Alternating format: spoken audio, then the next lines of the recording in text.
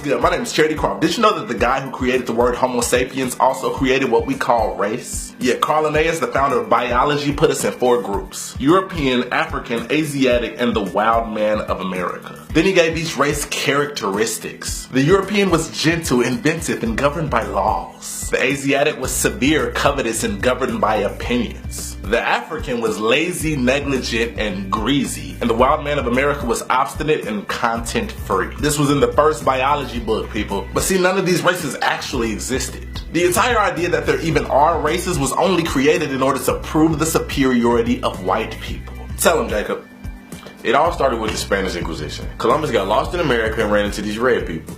Well, basically they started killing them, taking over their land, and they needed to justify what they were doing. So they started calling them the barbaric red man who wasn't really human, the savage Indian who was incapable of running their own world, incapable of becoming Christian, wasn't even created by God. They made up this whole story that any people that weren't white must not have come from Adam and Eve and thus weren't even human at all. It's like those zombie video games where you just shoot all the zombies. I mean, they're not human, so just kill them. Obviously, it was proven that all humans are human, so then they just said that we all degenerated from white people. The scientists of the time assumed that humans must have started white and then devolved darker and darker. As people moved from their beautiful European origins, they gradually became less white and thus less human. Johann Blumenbach is the guy who created anthropology and the word Caucasian. He believed that the original white man was the most beautiful and closest to representing God's image. Because even anthropology was only created to prove the superiority of white people. I know by now you're thinking, man, white people are interesting. But so-called black people of today mirror this same exact type of thinking. The Nation of Islam teaches that black people are the true humans created by God, and that a mad scientist named Yaqub grafted the evil white devil from black people. But where did this idea that evilness can be inherited through genes even come from? Probably from the same people who created race. Paracelsus lectured that all non-white people came from the same being that created nymphs and griffins and were essentially beings without souls. That may sound like crazy talk, but a lot of us black people believe a similar type of logic today. Dr. Layla Afrika and Carol Barnes are huge leaders in the so-called woke movement that's happening today. They believe that melanin, in addition to making our skin dark, is the reason that black people are not aggressive savages. According to them, how civilized the human is directly correlates with the amount of melanin they have. And without just the right amount of melanin, you don't have access to the spiritual realms and you are soulless. Isn't it interesting that this is the exact same thing that whites said about blacks when race was first invented? So you know David Hume and Immanuel Kant, they were the fathers of the Enlightenment. They created the idea of morality. They argued that never was a civilized nation of any other complexion but white. During this time of social Darwinism, people thought that whites ruled because of survival of the fittest, and thus treating all other races like crap was the moral thing to do. They claimed colored people created no arts and sciences and have never developed beyond barbarism. And today we say the same about whites. We say they stole everything from Egyptians and other cultures, and essentially they have no culture. White people can't dance. Black people have soul. Asians do math. Mexicans work hard. All of these stereotypes we assign to race when race itself is imaginary. No, Charity. We can see race. Whites and blacks can be told apart just as easily as chihuahuas and pit bulls. What next? Are you going to tell us that dog breeds don't exist?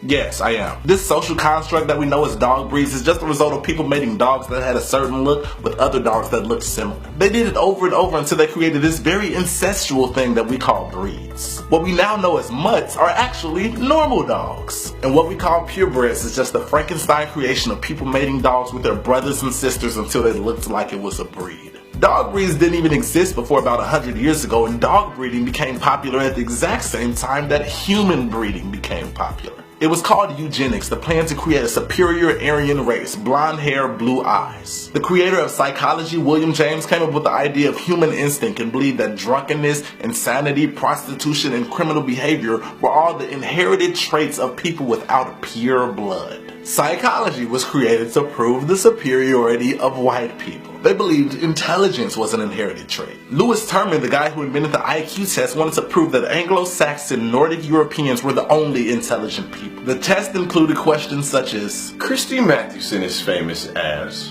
Becky Sharp appears in These were stupid questions that you wouldn't know the answer to if you weren't rich and white, and thus everyone who wasn't rich and white failed and was scientifically proven to be inferior. And they blamed it all on your DNA. This same idea of character traits being biological eventually led to the Nazis, Adolf Hitler, the Nation of Islam, 5%ers, the KKK, and every other organization that aims to prove that there are innate racial differences. There are mean black people and amazing black people. Woke whites, horrible whites. World-conquering Asians, enlightened Asians. Nice pit bulls, mean chihuahuas. And actually none of that is true because the distinctions between all of them are completely made up. What's the difference between these two people?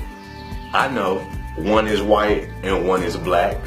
No, the truth is both Barack Obama and Logic are half black and white. But since one appears more white, we call him white, and the other appears more black, so we call him black. There is no natural definition of racist, and we made all of that up to prove the superiority of white people. Race is fake, but racism is real, and the only way to eliminate racism is to start teaching the absolute fact that there is no such thing as race. At that point, racism will not have a context to even exist with it. We humans just want to categorize things and prove our theories. Two people look different, so they must be different. Most white people rule the world, so they must be evil. Most black people are less educated than white people, so they must be dumb. The real truth, though, is always much more complex, and every culture has a slew of historical circumstances that created what we see today. The only true evil that lies within the human is the ego.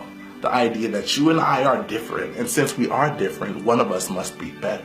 This is an evil that lies deep within all humans and is the surest proof that we are all the same. Unlearn, open your mind, and start over. I love you. One more thing, we just wanted to say thank you from the bottom of our hearts for all the love and support that you've given us in the past year. This has been the most amazing year of our life. We still have our GoFundMe link because we still need the monetary resources. We've reached over 100 million people with our message to bring love to this world, and we're trying to get it to 1 billion. So if any way you want to support, GoFundMe.com/Archduke. I thank you so much. I appreciate you so greatly. Thank you, thank you, thank you. I love you.